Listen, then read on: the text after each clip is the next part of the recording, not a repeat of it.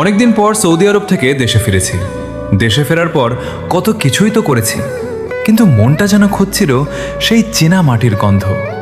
হঠাৎ একদিন কাকার সঙ্গে চলে গেলাম মাঠে ধান কাটতে। হাতে কাঁচি, সামনে সোনালি ধানের ক্ষেত। মনে হচ্ছিল কত বছর পর যেন আবার নিজের ছোটবেলার কাছে ফিরে এসেছি। কাকার সঙ্গে ধান কেটেছি, ধানের আটি বেঁধেছি, জালি দিয়েছি। শরীর ক্লান্ত হয়ে যাচ্ছিল, কিন্তু মনটা ভরে যাচ্ছিল অদ্ভুত এক শান্তিতে। বিদেশের মাটিতে থেকে হয়তো অনেক কিছু অর্জন করা যায়, কিন্তু আপন মানুষের সঙ্গে এই মাটিতে দাঁড়িয়ে কাজ করার যে আনন্দ, তার সঙ্গে কোনো কিছুর তুলনা হয় না। তারপর সেই ধান বাড়িতে নিয়ে এলাম, মেশিনের কাছে নিয়ে গিয়ে ধান বানালাম। প্রতিটা মুহূর্ত ক্যামেরায় ধরে রাখলাম, কারণ জানি এই দিনগুলো বারবার ফিরে আসবে না।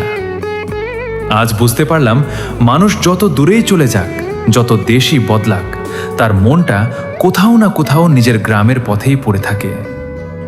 কাকার সঙ্গে মাঠে কাটানো এই দিনটা তাই শুধু ধান কাটার দিন নয়, এটা আমার কাছে শৈশবকে একটু ছুঁয়ে দেখা, পরিবারের ভালোবাসাকে নতুন করে অনুভব করা, আর বহুদিন পর নিজের শিকড়ের কাছে ফিরে আসার এক অসাধারণ গল্প। হয়তো আবার চলে যাব দূর দেশে, কিন্তু এই মাটির গন্ধ, কাকার সঙ্গে কাটানো এই দিন আর সোনালি ধানের সেই দৃশ্যগুলো মনের মধ্যে অনেক দিন থেকে যাবে।